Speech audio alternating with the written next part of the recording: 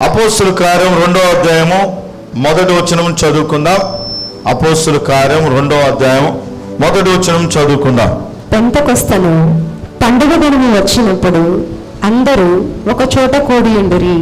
అప్పుడు వేగముగా వీచు బలమైన గాలి వంటి ఒక ధ్వని ఆకాశము నుండి అకస్మాత్తుగా వారు కూర్చుండి ఉన్న ఇల్లంతయు నిండెను. మరియు అగ్ని జ్వాలల వంటి నాలుకలు విభాగింపబడినట్టుగా వారికి కనబడి వారిలో ఒక్కొక్కరి మీద వ్రాలగా అందరూ పరిశుద్ధాత్మతో నిండిన వారై ఆ ఆత్మ వారికి వాక్శక్తి అనుగ్రహించిన కొలది అన్య భాషలతో మాట్లాడసాగిరి. ఆమేన్, హల్లెలూయా. పెంతెకోస్తు అనే పండగ దినమున వచ్చినప్పుడు అందరూ ఒక చోట కూడి ఉన్నారంట. 120 మంది మనకు తెలుసు. యేసు ప్రభు ఆరోహణం అయిన తర్వాత వాళ్ళందరినీ కలుసుకొని 500 మందికి పైగా కూడా ఆయన చూస్తుండగా 500 మంది పైగా చూస్తుండగా ప్రభు ఏం చేశాడంటే ఆరోహణం అయిపోయాడు. ఆయన ఒక మాట చెప్పాడు, మీరు వెళ్ళి యెరూషలేములోనే కూడుకొని ఉండండి, ఎక్కడికి పోవద్దు, ప్రార్థిస్తుండండి, నేను వెళ్ళి ఆదరణకర్తను పంపిస్తానన్నాడు. మరి పెంతెకోస్తు దినం వచ్చింది. పెంతెకోస్తు దినం అనేది ఆ పండగ వచ్చింది. ఈ పండుగ గురించి ఒక 2 నిమిషాలు త్వరగా చెప్పి నేను ముందుకు పోతాను. పెంతెకోస్తు అనే పండగ అనేది యూదుల పండగ, ఇజ్రాయెల్ పండగ. యూదులకి 7 పండగలు ఉన్నాయి. 7 పండగలు, ముఖ్యమైనటువంటి 7 ఫెస్టివల్స్. మన దేశంలో పండుగలు ఉన్నాయి, మన రాష్ట్రంలో పండుగలు ఉన్నాయి కదా. మన ఊర్లో ఉండే పండుగలు, తెలంగాణలో ఉండే పండుగలు మనకు చేయం, మన పండుగలు వాళ్ళు చేయరు. కనుక ప్రతి దేశానికి పండుగలు ఉంటాయి, ప్రతి రాష్ట్రానికి పండుగలు ఉన్నాయి. కనుక అదేవిధంగా ఇజ్రాయెల్ దేశానికి కూడా పండుగలు ఉన్నాయి. 7 ప్రాముఖ్యమైన పండుగలు. ఆ పండుగల్లో మొదటి పండుగ పేరేం పేరు? పస్కా పండుగ. మొదటి పండుగ ఏంటంటే పస్కా, గుర్తుపెట్టుకోండి. రెండోది పులియని రొట్టెల పండుగ. మూడోది ప్రథమ ఫలముల పండుగ. నాలుగో పండుగ పెంతెకోస్తు పండుగ. దీని పేరే వారముల పండుగ అంటారు. లేవికాండం 23వ అధ్యాయం 1వ వచనం నుంచి మీ ఇంటికి వెళ్ళిన తర్వాత ఈ అధ్యాయం అంతా చదవచ్చు. బైబిల్లో ఆదికాండం, నిర్గమాకాండం, లేవికాండం, సంఖ్యాకాండం, ద్వితీయోపదేశకాండం, లేవికాండము 23వ అధ్యాయం అంతా రాస్తే ఈ 7 పండుగల గురించి ప్రాముఖ్యమైన పండుగలు రాయబడి ఉంటాయి. దానిలో 4వ పండుగ పెంతెకోస్తు పండగ, వారముల పండగ అంటారు దీన్ని.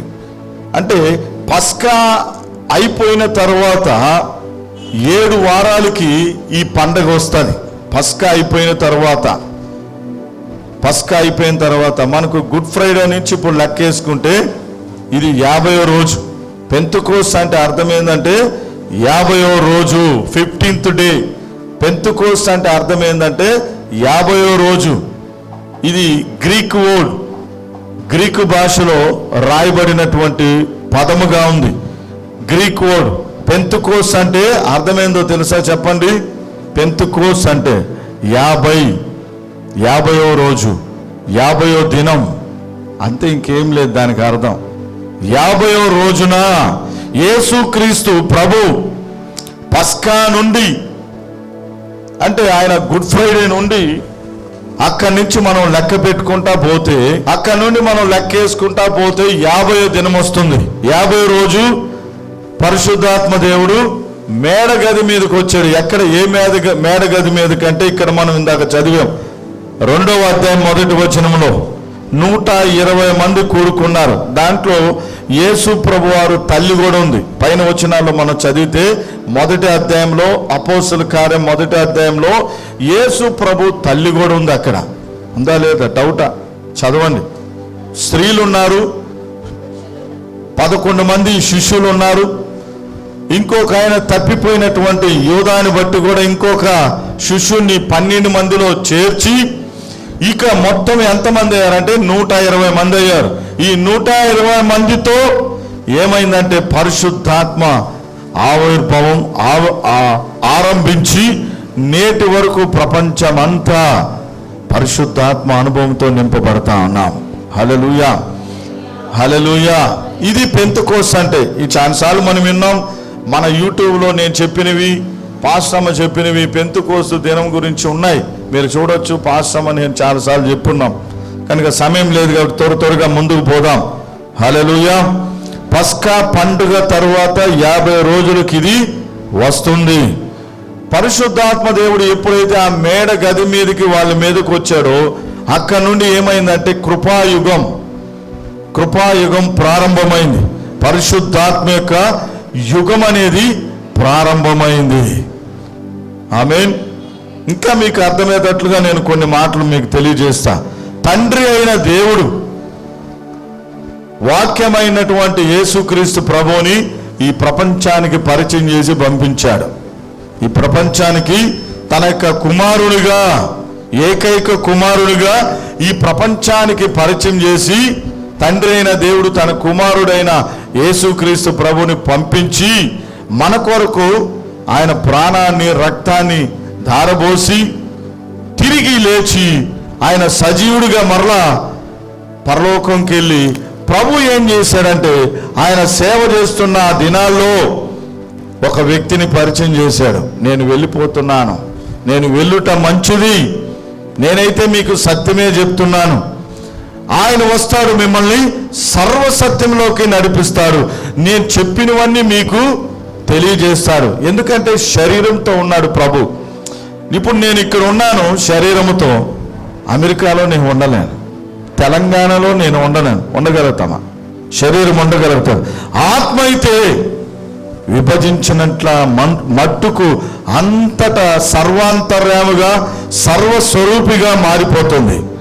అందుచేతన ప్రభు అన్నాడు, నేను వెళ్ళి మీ కొరకు ఆదరణకర్తను పంపిస్తానన్నాడు.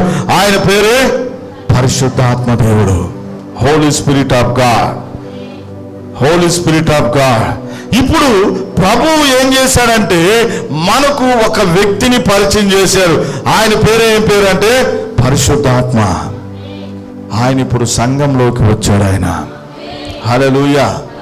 ఆయన ఎవరో కాదు, ప్రభువే ఆత్మ, ఆత్మే ప్రభువు. పరిశుద్ధాత్మ అంటే ఎవరో కాదు, యేసు ప్రభువే. కానీ ఆయనకు ఒక బిరుదు పెట్టి మన కొరకు ఆత్మస్వరూపిగా పంపించున్నాడు. ఇప్పుడు ఆయన ఆత్మస్వరూపిగా మనలోకి వచ్చేసాడు. ఆయన శరీరము ఎలా లోపలికి వెళ్ళగలుగుతుంది? శరీరం ఇంకో శరీరంలోకి వెళ్తుందా? ఇదేమన్నా పరకాయ ప్రవేశమా?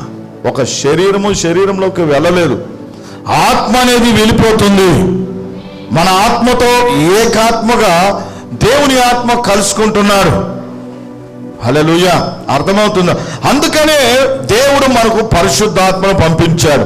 ఇప్పుడు ఆయన ఏం చేస్తున్నాడంటే యోహాను సువార్త 14వ అధ్యాయం 16వ అధ్యాయంలో మీరు చదువుకుంటా పోతే మనలో ఉంటాడు. ఆయన మనతో ఉంటాడు 24/7. ఎప్పుడు ఉండి నిన్ను నడిపించేదానికి ఉన్నాడు ఆయన. హల్లెలూయా. అర్థమవుతుందా? అర్థమవుతుంది కదా? జాగ్రత్త వినండి. ఇంకా కొన్ని మాటలు పాస్టమ్ గారు కూడా మీకు తెలియజేయబోతా ఉన్నారు. ఆమేన్. కనుక ఈయన ఉండి మనల్ని ఏం చేస్తున్నాడంటే దేవుడు మనల్ని అన్ని విధాలుగా పరిశుద్ధంగా దేవుని రాజ్యం వైపు, ఆయన నీతి వైపు ఆకర్షింపజేస్తూ రాకడికి, మనల్ని ప్రభువు రాకడికి ఇక్కడ సంఘాన్ని, సంఘమని ఆయన శరీరం అని మనల్ని తయారు చేస్తా ఉన్నాడు, రెడీ చేస్తున్నాడు.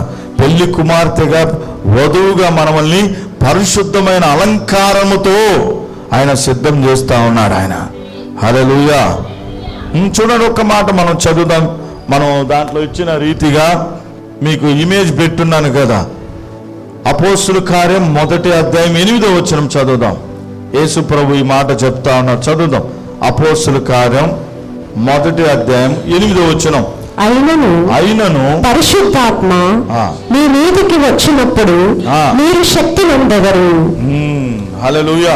అయినను పరిశుద్ధాత్మ మీ మీదకి వచ్చినప్పుడు మనకేం కలుగుతుందంట? శక్తి కలుగుతుంది. భౌతికమైన శక్తి కాదు, ఆత్మీయమైన ఒక శక్తి. దేవుని యొక్క ఆత్మ ద్వారా అయినను పరిశుద్ధాత్మ మన మీదికి వచ్చినప్పుడు మీరు శక్తిని అందుతారు. ఏం శక్తి అంటే మీకు చెప్తాను వినండి. ఈ లోకాన్ని మనం జయించలేం, నీ వల్ల కాదు. ఎంతమంది తల్లులు తండ్రులు ఏం చేస్తున్నారు? బిడ్డల నిమిత్తం, భార్య నిమిత్తం, భర్త నిమిత్తం, అన్నదమ్ముల నిమిత్తం, తల్లిదండ్రుల నిమిత్తం ఎంత ఏడ్చినా మారుతున్నాడా? మారరు. లోకాన్ని జయించలేరు. లోకంలో ఉన్నదంతా శరీరాశ, నేత్రాశ, జీవపు డంబమై ఉంది. దీన్ని జయించాలంటే ఎంత గొప్ప శాస్త్రవేత్త అయినా, ఎంత గొప్పగా చదువుకున్న వ్యక్తి అయినా, ఒక బెగ్గరైనా, భిక్షగాడైనా, అడుక్కొని తినేవాడైనా, నిరుపేదైనా జయించలేరు. దేవుని శక్తి లేకుండా ఎవరు కూడా జయించలేరు. దేవుని బిడ్డలారా, సాతాను క్రియల్ని జయించలేరు. శక్తి కావాలి. చివరికి మన యొక్క శరీరాన్ని కూడా మనం జయించలేం. నీ శరీరమే నీకు లోబడదు. నీ శరీరమే నీకు లోబడదు కొన్ని సందర్భాల్లో. ఇంకా మనం ఎక్కడ మనం జయించగలుగుతాం? అందుకని దేవుడు తన ఆత్మ ద్వారా మనకి ఏమిస్తున్నాడంటే శక్తినిచ్చాడు. ఇప్పుడు హోలీ స్పిరిట్ ఆఫ్ గాడ్, దేవుని ఆత్మ నీలోకి వస్తున్నప్పుడు నువ్వు శక్తివంతుడిగా మార్చబడతావు. ఈ లోకపు క్రియల్ని, సాతాను క్రియల్ని, నీ శరీర కార్యాన్ని జయించగలుగుతాం. మన శరీరంలోనే ఎన్నో కార్యాలు ఉన్నాయి, దురాలోచనలు ఉన్నాయి, అపవిత్రత ఉంది, కామాతృత ఉంది, ఎన్నెన్నో నీచమైన కార్యాలు మన శరీరంలోనే వచ్చేసాయి. ఆదాము చేసినటువంటి అవిధేయతతో కూడిన పాపం వల్ల. కనుక ఈ శరీరాన్ని జయించాలంటే మనకేం కావాలి? పరిశుద్ధాత్మ శక్తి కావాలి. హల్లెలూయా. ఈ పరిశుద్ధాత్మ శక్తి లేకుండా ఎంత గొప్ప వ్యక్తి అయినా కూడా కష్టం, జయించలేరు. 80 ఏళ్ళ ముసలోడి కూడా మనసు ఎలా ఉంటుందంట? 80 ఏళ్ళు వచ్చినా కూడా మనసేమో ఇంకా పాపం జయించలేని శక్తి. శరీరమేమో మృతతుల్యముగా కనబడుతుంది, మనసేమో పాపపు కోరికలు. కనుక దేవుని బిడ్డలారా, అందుకనే దేవుడు మనల్ని గమనించి ఆయన మనల్ని అనాథులుగా విడువక మనకేం పంపించాడంటే తన ఆత్మను పంపించాడు. ఆత్మ ద్వారా మనలో ఆయన నివాసం చేస్తున్నాడు. ఇప్పుడు మనకు పరిశుద్ధాత్మతో మనం నింపబడాలా లేదా? మనం నింపబడాలంటే చాలా సింపుల్. మనం ఏదో పరిశుద్ధాత్మను పొందుకోవాలంటే 7 సముద్రాలు దాటిపోవడం, 7 కొండలు ఎక్కడం, ఏదేదో చేయడం, దొరలాడడం, మోకాళ్ళ మీద నడవడం, ఇవన్నీ అవసరం లేదు. నువ్వు చేయాల్సింది ఏంటంటే ఒకే 2 విషయాలు మీకు చూపిస్తా చూడండి. అదే అపోస్తలుల కార్యం 2వ అధ్యాయం 37-38 వచనాలు చదువుకున్నాం. ఎంతమంది పరిశుద్ధాత్మతో నింపబడాలని ఆశపడుతున్నారు? నింపబడేవాళ్ళు, నింపబడి బలహీనంగా ఉన్న వాళ్ళకి మళ్ళీ నేను చెప్తాను ఇంకో మాట. ఈ 2 విషయాలు చెప్పి ముగిచ్చేస్తాను. చదవండి సిస్టర్. 2వ అధ్యాయము అపోస్తలుల కార్యం 37-38. వారు ఈ మాట విని హృదయంలో నొచ్చుకొని, సహోదరులారా మేమేమి చేతుమని పేతురును కడమ అపస్తులను అడగగా, పేతురు, మీరు మారు మనస్సు పొంది పాపక్షమాపణ నిమిత్తము ప్రతివాడు యేసుక్రీస్తు నామమున బాప్తిస్మము పొందుడి, అప్పుడు మీరు పరిశుద్ధాత్మ అను వరము పొందుదురు. ఆమేన్. పేతురు లేచాడు. ఆత్మతో నింపబడినప్పుడు, అభిషేకంతో నింపబడినప్పుడు లేచి ప్రసంగించడం ప్రారంభించాడు. ఆయన ప్రారంభిస్తున్నప్పుడు అక్కడ ఉన్నటువంటి కొన్ని వేల మంది ఏమైపోయారంటే వాళ్ళ హృదయాలు నొచ్చుకున్నాయి. దేవుని వాక్యం వింటున్నప్పుడు వాళ్ళ హృదయాలు బాధించబడ్డాయి, నొచ్చుకున్నాయి. అయ్యో మేమేం చేయాలి? వారు ఈ మాట విని హృదయంలో నొచ్చుకొని, సహోదరులారా మేమేమి చేతుమని పేతురును అక్కడున్న అపోస్తలులను అడుగగా, ఇప్పుడు పేతురు అంటున్నాడు ఏమనంటే, మీరు మారు మనసు పొందండి. మారు మనసు నెంబర్ 1 ఏం చేయాలంటే, నీకు పరిశుద్ధాత్మ అనుభవం, ఆ శక్తి కావాలంటే మారు మనసు కావాలి. రెండోది ఏం కావాలంటే పాప క్షమాపణ కావాలి. పాప క్షమాపణ నిమిత్తం ప్రతివాడు యేసుక్రీస్తు నామమున బాప్తిసం పొందుకోవాలంట. అప్పుడు మీరు పరిశుద్ధాత్మ అనేటువంటి ఒక గిఫ్ట్, పరలోకము నుండి పంపబడిన ఆదరణకర్త, సత్యస్వరూపి, మహిమా స్వరూపైన ఆత్మను, పరిశుద్ధాత్మను, వరాన్ని మీరు పొందుకుంటారు. హల్లెలూయా. ఇప్పుడు మనకు కావాలంటే ఏం కావాలి? మారు మనసు ఉందా? మారు మనసు అనుభవం ఉందా? చెప్పండి, మారు మనసు అనుభవం ఉందా? స్మిత్ విగ్గిల్స్వర్త్ అనేటువంటి ఒక దైవజనుడు, ఆయన 18వ శతాబ్దంలో గొప్ప సేవ చేశాడు. ఆయన 24 మంది చనిపోయిన వ్యక్తుల్ని లేపాడు, డెడ్ బాడీస్ని లేపాడు. నిద్రపోయే వాళ్ళని లేపలేం మనం. నిద్రపోయే వాళ్ళని లేపండి, నిద్రపోయేటట్లు ఉండేవన్నీ లేపలేం. కానీ 24 మంది డెడ్ బాడీస్ని లేపాడు ఆయన. మరి ఈ స్మిత్ విగ్గిల్స్వర్త్ ఒక మాట చెప్పాడు, ఒక ఆశ్చర్యకరమైన మాట. ఆయన సేవా జీవితంలో ఏం చెప్పాడంటే, నేటి దినాల్లో, రాబోయే దినాల్లో సంఘాల్ని మనుషులతో నింపడము చాలా ఈజీ, చాలా ఈజీ. వందల మందిగా, వేల మందిగా, లక్షల మందిగా పరిశుద్ధాత్మ అభిషేకం లేకుండా నింపేవచ్చు అన్నాడు ఆయన. ఇదేంది ఇలా చెప్తున్నాడు అనుకుని ఆలోచించారు.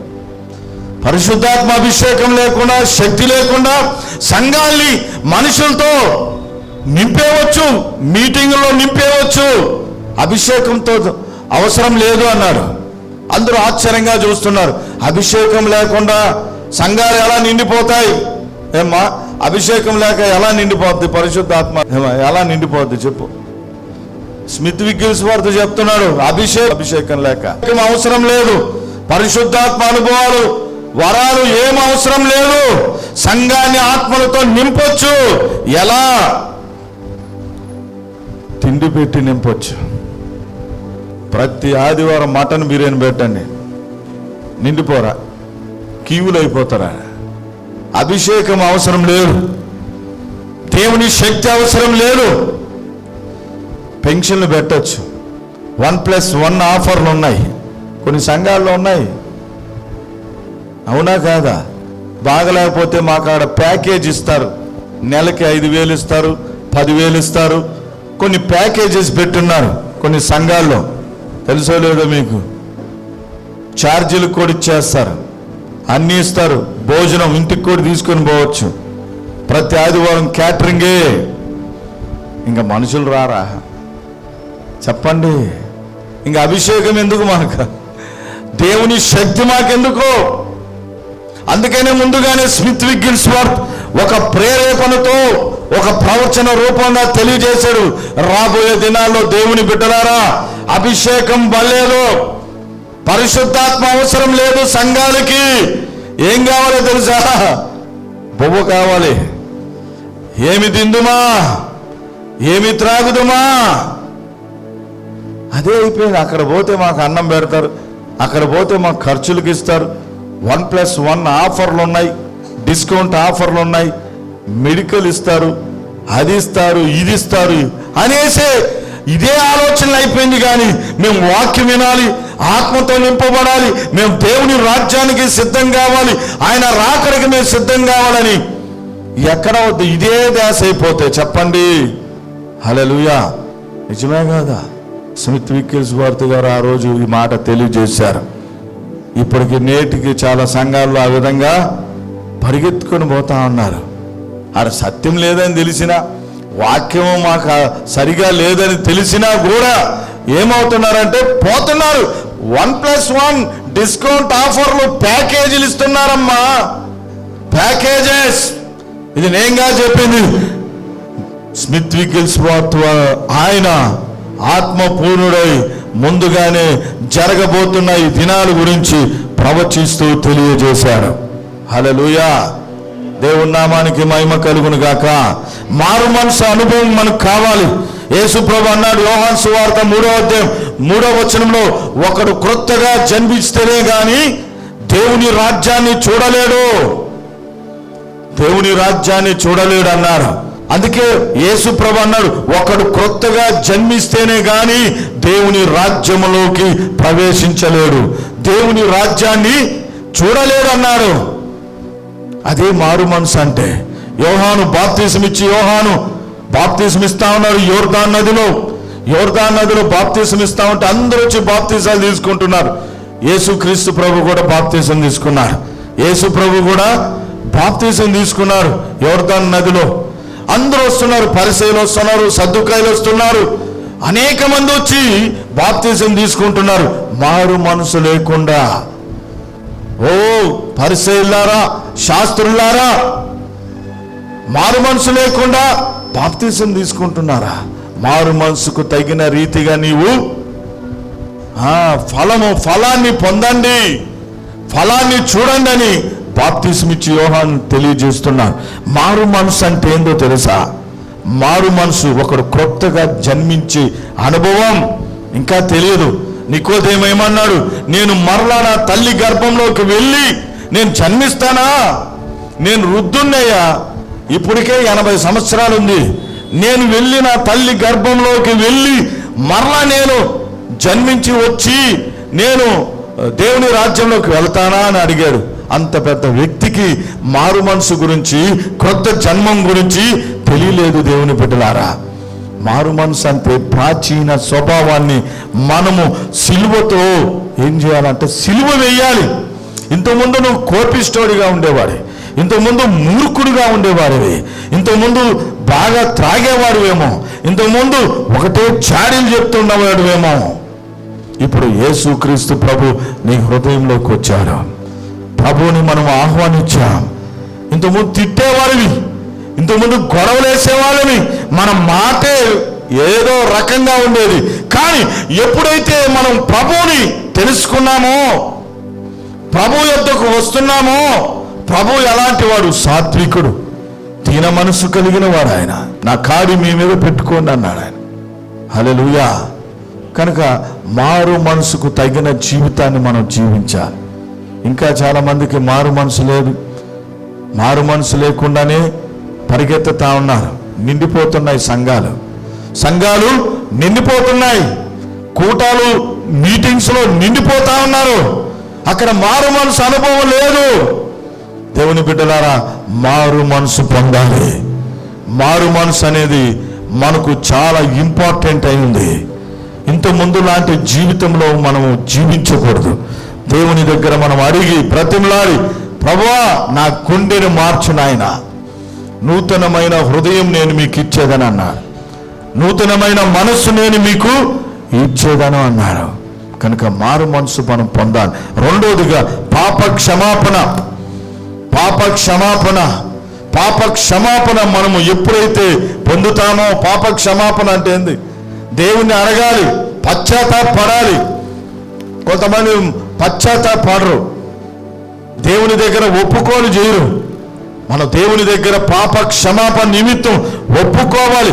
అతిక్రమములు దాచిపెట్టువారు వర్ధిల్లరు, వాటిని ఒప్పుకొని విడిచిపెట్టువారు దేవుని కనికరాన్ని పొందుకుంటారంట.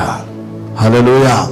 మారు మనసు అనేది మరలా కక్కి వేసిన దాన్ని మరలా మనము దాన్ని తీసుకొని రాకూడదు. మనం కుక్క తన వాంతికి తిరిగినట్లుగా ఒకసారి వదిలేసామని నీచమైంది, మరలా దాని వెనక్కే వెళ్ళడం. పాప క్షమాపణ, దేవుని దగ్గర ఒక్కసారి పాప క్షమాపణ పొంది వదిలిపెట్టి అప్పుడు నువ్వు ఏం కావాలంటే బాప్తీసానికి సిద్ధం కావాలి. హల్లెలూయా. పాప క్షమాపణ లేదు, మారు మనసు లేదు, ఎలా మనకు పరిశుద్ధాత్మ అనుభవం పొందుకోగలుగుతాం? నిండిపోతున్నాయి సంఘాలు, నిండిపోతున్నాయి మీటింగ్లు, జనాలతో అభిషేకం లేదు, శక్తి లేదు, మారు మనసు కనిపించటం లేదు. ఎట్ట వెళ్ళినోడు అట్టే వెళ్తా అన్నాడు. మా ఆవిడ పోతా ఉంది, వస్తా ఉంది, మారు మనసు లేదు. మా ఆయన పోతున్నాడు, వస్తున్నాడు, పాప క్షమాపణ లేదు. ఇంకా మిమ్మల్ని బట్టి, మనల్ని బట్టి బయట ప్రజలు ఎలా రక్షించబడతారు? ఆమె గొడవ వేస్తుంది, నువ్వు గొడవ వేస్తున్నావు. ఆమె చాడీలు చెప్తుంటే మనము చాడీలు చెప్తున్నాం. ఆయన సినిమాలు చూస్తున్నాం, మనము సినిమాలు చూస్తున్నాం. ఆయన తాగుతున్నాడు, చర్చికి పోని వ్యక్తి, చర్చికి వెళ్తున్నవాడు కూడా తాగుతుంటే మారు మనసు అంటారా? దీన్ని పాప క్షమాపణ అంటారా? చెప్పండి దేవుని బిడ్డలారా. వాళ్ళు ఆ ఆశలతోనే ఉన్నారు, కోరికలతోనే లోకాశలతో ఉన్నారు. సంఘంలో ఉన్న వాళ్ళు కూడా ఇదే విధంగా ఉంటే ఎక్కడ మనకు వాళ్ళకి తేడా కనిపిస్తుంది? మారు మనసు లేదు, పాప క్షమాపణ లేదు. అందుకే పరిశుద్ధాత్మ యొక్క ఆ శక్తి, ఆ ఉనికి నీ నుండి కనబడటం లేదు. ఆమేన్, హల్లెలూయా. పేతురు అన్నాడు, మారు మనసు పొందు. మీరు మారు మనసు పొందండి. మారు మనసుకు తగిన ఫలముతో వచ్చినప్పుడు పాప క్షమాపణ ఒప్పుకో, అతిక్రమాలన్నీ ఒప్పుకొని విడిచిపెట్టినప్పుడు, దేవా ఇక మీదట నేను ఈ పాపపు కార్యాలు నేను చేయను, ఇక నువ్వే నాకు కావాలి, నీవే నాలో ఉండాలి అని నువ్వు వచ్చినప్పుడు దేవుడు నీలోకి వస్తాడు. దేవుడు నీలోకి వస్తాడు. అప్పుడు దేవుని కొరకు నువ్వు ఏదైనా చేయగలిగేదానికి సిద్ధమైపోతావు దేవుని బిడ్డ. హల్లెలూయా. అప్పుడు పరిశుద్ధాత్మ దేవుడిని ప్లీజ్ కమ్ హోలీ స్పిరిట్ అనగానే ఏమవుతాడు? నీలోకి వచ్చేస్తాడు. ఆయన సిద్ధంగా ఉన్నాడు. ఆయన వచ్చాడంటే మన జీవితం పరిమళిస్తుంది, మన బ్రతుకుడు సువాసనగా మారిపోతుంది, నీ చూపులు మారిపోతాయి, నీ ఆలోచన విధానాలు మారిపోతాయి, నీ తలంపులు మారిపోతాయి, నీ నడవడి మారిపోతుంది. నిన్ను ఎవరు ఏమంటున్నా కూడా పట్టించుకో వెళ్ళిపోతా ఉంటావు. ఎందుకంటే నాలో ఉన్నవాడు లోకంలో ఉన్నవాని కంటే కూడా గొప్పవాడు, గొప్పవాడు, గొప్పవాడు, గొప్పవాడు. హల్లెలూయా. దేవుని నామానికి మహిమ కలుగును గాక. మారు మనసు పొంది, రక్షణ పొంది, పాప క్షమాపణ పొంది, బాప్తిసం తీసుకొని ఈ దినాల్లో ఎంతో మంది ఏమైపోతున్నారంటే బలహీనలుగా మారిపోతున్నారు. అవునా కాదా? చాలా మంది ఏమైపోతున్నారు? మరలా వెనకటి జీవితంలోకి వెళ్ళిపోతున్నారు. కొన్ని సంవత్సరాలు బాగుంటున్నారు, కొన్ని దినాలు బాగుంటున్నారు, మరలా కొంతకాలానికి చూస్తే ఎలా ఉన్నారు? వాళ్ళ వలె వీళ్ళు, వీళ్ళ వలె వాళ్ళుగా మారిపోతా ఉన్నారు. మరలా మారు మనసు లేని జీవితాలు కనబడుతున్నాయి. ఇంతకుముందు ఏమో ప్రార్థన చేసేవాడు, ఇంతకుముందు నోరు తెరిచి దేవుణ్ణి స్తుతించేవాళ్ళు, ఫ్యామిలీ ప్రేయర్ అంటే ప్రాణం పోసుకునేవాళ్ళు, ఉదయకాలమే లేచి ప్రార్థన చేసేవాడు. ఆదివారం వస్తుందంటే, ఆదివారం వస్తుందనగానే శనివారమే సిద్ధమయ్యేవాళ్ళు. ఇప్పుడు లేదు. ఆదివారమా? ఈరోజు ఆదివారమా? ఇంకొకరు గుర్తు చేయాల్సి వస్తుంది. బయట వాళ్ళు, ఎదిరింటి వాళ్ళు అన్నిలు ఉన్నారు. ఏమ్మా ఈరోజు చర్చికి పోవా? ఒరే ఈరోజు ఆదివారమా? ఎదిరింటి వాళ్ళు వాళ్ళ పాపం అన్నిలో వాళ్ళు ముగ్గు వేస్తా. ఏమా బ్రదర్ ఈరోజు సండే చర్చికి పోవా? అవునా ఈరోజు సండేనా? ముగ్గు వేసుకున్నా అని చెప్పాల్సి వస్తుంది. అంటే బలహీనమైపోయారు. ఎందుకు ఇలా జరుగుతుంది? కొన్ని దినాల వరకేమో బలంగా ఉన్న విశ్వాసి, కొంతకాలం వరకు ఎంతో బలంగా కనిపించిన వాళ్ళు ఇప్పుడు ఎలా అయిపోయారు? శక్తి లేదు, బలం లేదు. ఎవరైనా శక్తి లేని వాళ్ళకి పని చెప్తారా? 80 సంవత్సరాల ముసలాయనికి ఎవరైనా పని చెప్తారా? చెప్పండి. ఎవరైనా చెప్తారా? ఏమైనా పని చెప్తారా? ఎవరికి చెప్తారు? బాగా బలంగా ఉండి యవ్వనంగా బలవంతుడిగా ఉండే వాళ్ళకి పనులు చెప్తాం. ఇప్పుడు మనం ఎలా అయిపోయాం? 85-90 సంవత్సరాలు లోపల ఆత్మ ఎట్ట అయిపోయింది? ముసలాత్మ అయిపోయి ఉండదు. మనిషి ఏమో యవ్వనంగా కనబడుతుంది, కానీ లోపల ఆత్మ ఎట్లా ఉంది? ముసలాయన కదలలేడు. దేవుని కొరకు ప్రార్థనకి కదలలేడు, వాక్యానికి కదలలేడు, ఆరాధనకి అసలు కదలలేడు. ఎందుకని? ఆత్మ ముసలితనంగా మారిపోయింది. ఆత్మ ఎలా అయిపోయింది? 90 years, శరీరమేమో 30 years, 35, 40. నీ ఆత్మ గాని, అబ్రాము ఆత్మ ఎలా ఉంది? 175 సంవత్సరాలు వస్తున్నా గాని దేవుని కొరకు పరిగెత్తుతా ఉన్నాడు. హల్లెలూయా. ఎందుకు ఇలా మారిపోతున్నారు అంటే తెలుసా? ఈ రెండో అనుభవం మీకు చెప్తున్నా వినండి. అపోస్తుల కార్యం 2వ అధ్యాయం 42వ వచనం చదవండి. చదివి నేను ముగించేద్దాం. అపోస్తుల కార్యం 2వ అధ్యాయం 42వ వచనం. వీరు అపోస్తలుల బోధ యందును, సహవాసమందును, రొట్టె విరుచుట యందును, ప్రార్థన చేయుట యందును ఎడతెగక ఉండిరి. ఆమేన్. ఎందుకు ఇలా అయిపోతున్నారంటే అపోస్తలుల బోధ యందు, సహవాసమయందు, ప్రార్థన యందు, రొట్టె విరుచుట యందు ఎడతెగకుండా లేకుండా పోవుటను బట్టి. ఎడతెగకుండా లేకుండా పోవుట బట్టి. ఎప్పుడు అమావాస్య పౌర్ణమికి నువ్వు మందిరానికి వస్తే నీకు ఎలా బలం ఉంటుంది, ఎలా శక్తి ఉంటుంది చెప్పండి? ఎలా? వాక్యం ఏమంటుందంటే, పేతురు అంటున్నాడు, సంఘాన్ని స్థాపించినటువంటి వ్యక్తి, సంఘాన్ని నియమించిన వ్యక్తి ఏమంటున్నారు? వీరు అపోస్తుల బోధ యందు, సహవాసమయందు, రొట్టె విరుష్ట యందు, ప్రార్థన యందు ఎడతెగక ఎలా ఉన్నారు? నిలిచి ఉన్నారంట. అందుకని వీళ్ళు ఎలా ఉన్నారు? శక్తి. ప్రార్థన ఊరికి అట్లా అంటే సార్ వెంటనే శక్తి పొందుకుంటా ఉంటారు. హల్లెలూయా. ఒక్క కోరస్ పాడితే చాలు, దేవుని ఆత్మ నీలో ఉన్నప్పుడు, దేవుని ఆత్మ నీలో పెంపారుతా ఉన్నప్పుడు చిన్న కోరస్ పాడు, యెహోవా నా ఆశ్రయం అంటానే లోపలున్న ఆత్మ, దేవుని ఆత్మ నీ ఆత్మని అలా తప్పుతుండగానే నీ ఆత్మ నీ దేహాన్ని పురికొల్పుతుంటే ఆగతామా తెలియదు. ఇక మనం ఎలా ఉంటాం? మైమరిచిపోతా ఉంటాం. ఇక్కడ సినిమాలు పెట్టుకొని, షికారులు పెట్టుకొని, అన్ని రకాలు పెట్టుకొని, నువ్వు ఎన్నైనా ఎంత ప్రార్థన చేస్తున్నా లోపల దేవుని ఆత్మని టచ్ చేస్తే కదా. హల్లెలూయా. నీవు నీ ఆత్మలో ఆరిపోకుండా మంట రగలాలంటే ఏం కావాలి? బోధలో నిలబడాలి, సహవాసంలో నిలబడాలి, రొట్టె విరుష్టలో నిలబడాలి. రొట్టె అంటే ప్రతి నెల మనం ప్రభు బలు ఇస్తున్నాం. వస్తున్నారా? మర్చిపోయాను నేను ఈ నెల శాలరీ మర్చిపోతా, ఈ నెల శాలరీ మర్చిపోతావా? కనుక మర్చిపోతున్నాం, ప్రార్థన మర్చిపోతున్నాం. ఇంత ముందేమో ఆత్మతో నింపబడినప్పుడు ఎంత హుషారుగా ఉన్న వాళ్ళం మనం ఏమైపోతున్నాం? దేవుని బిడ్డలారా, బలహీనులుగా మారిపోతా అన్నాం. బలపరచుకోండి, నీలోనే ఉంది. లే దేవుని కొరకు మండుతాం, లే దేవుని కొరకు ప్రకాశిస్తాం. దేవుళ్ళో నువ్వు ప్రకాశిస్తే దేవుడు నిన్ను విడిచిపెట్టడు. నీ తల్లిదండ్రులు ఇచ్చిన దానికంటే కూడా ఎక్కువ ఇస్తాడు ఆయన. హల్లెలూయా, హల్లెలూయా. నిన్ను కన్న తల్లిదండ్రుల కన్నా ఆయన ఎక్కువగా ప్రేమగా నిన్ను చూసుకుంటాడు ఆయన. వాళ్ళైనా నిన్ను విడిచిపెట్టేస్తారేమో కానీ 24 గంటలు నిన్ను కాపాడువాడు కునుకడు, నిద్రపోడు. ఆయన నిన్ను కాపాడుతూనే ఉంటాడు. నువ్వు బస్సులో పోతున్నా, నువ్వు ఆటోలో పోతున్నా, నువ్వు బైక్లో పోతున్నా, నువ్వు కారులో పోతున్నా, నా బిడ్డ పోతా ఉన్నాడు, నా కుమారుడు పోతా అన్నాడు. దేవదూతలకి ఆయన ఆజ్ఞాపిస్తాడు.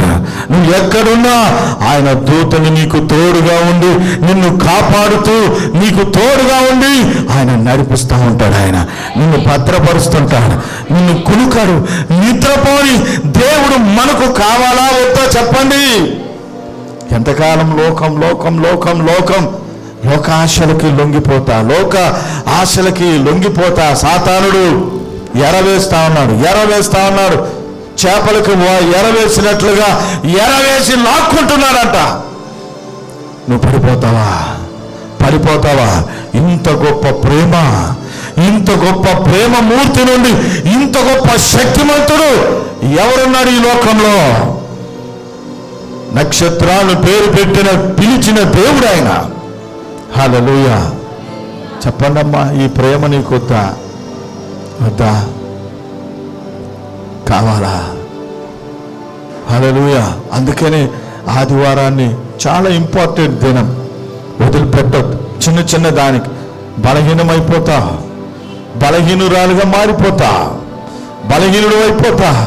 వీలైనంత మట్టుకు పోరాడండి. సహవాసం చాలా ఇంపార్టెంట్. రొట్టె విరుష్ట చాలా ఇంపార్టెంట్. నా శరీరము తిని నా రక్తము త్రాగువాడే నిత్య జీవం కలవాడు. ఇంకా మారు మనసు పొందట్లేదా? భయంకరమైన వ్యక్తులు మారిపోతున్నారే. నువ్వు మారేదానికి ఏముంది? ఇంకా మారు మనసు నీ హృదయం ఒప్పుకోవట్లేదా? నీ మనసు నిన్ను అంగీకరించటం లేదు. ఇంకా మారు మనసు పొందుతామా? దేవుని రాకడ దినాలు కనబడతా ఉన్నాయి. మారు మనసు పొందుదాం. పాప క్షమాపణ దేవుని దగ్గర ఒప్పుకుందాం, క్షమాపణ పొందుతాం. దేవా, కొంతమంది ఒప్పుకోరు, క్షమాపణ పొందరు, కాంప్రమైజ్ కారు. కాంప్రమైజ్ కారు, వాళ్ళని సరిదిద్దుకోరు, కాంప్రమైజ్ అయిపోతాం. దేవుడు కార్యాలు చేస్తాడు, అద్భుతాలు చేస్తాడు, ఆయన నామం మహిమపరచబడతాది. ఈ విధంగా నువ్వు మారు మనసు పొంది పాప క్షమాపణ నిమిత్తం నువ్వు బాప్తిసం తీసుకున్నావు. దేవుని ఆత్మ నీ దగ్గరికి రాబోతా ఉన్నాడు. పరిశుద్ధ ఆత్మ దేవుడు సిద్ధంగా ఉన్నాడు. ఎంతమంది ఆత్మ కావాలి ఈ సమయంలో? పరిశుద్ధాత్మ నాకు కావాలనే వాళ్ళు ఒక్కసారి మీ కుడి హస్తం పైకెత్తి నా వైపు చూడండి, ప్రభు వైపు చూడండి. మీ కొరకు నేను ప్రార్థన చేయబోతున్నా. ఒకవేళ పొందుకొని మారు మనసు అనుభవం ఉండి సంఘ బిడ్డగా ఉండి మళ్ళా ఆరిపోయి చల్లారిపోయిన స్థితిలో ఉన్నావా? మళ్ళా దేవుడు నిన్ను పురికొల్పాలని ఆశపడుతా ఉన్నాడు. You are ready. నీ కొరకు నేను ప్రార్థన చేయబోతున్నాను. Thank you holy spirit of God. Thank you holy spirit of God. Hallelujah. తండ్రి, బిడ్డల్ని తాకండి. Touch touch Lord, touch holy spirit. తాకండి నాయన. అడగండి, నాలోకి రండి పరిశుద్ధాత్మ దేవా. ఆయన గాని వచ్చాడంటే నీకు శక్తి కలుగుతుంది. ఆయన గాని నీలోకి వస్తే నీకు శక్తినిస్తాడు, జ్ఞానమునిస్తాడు, బలమునిస్తాడు, ఓర్పునిస్తాడు.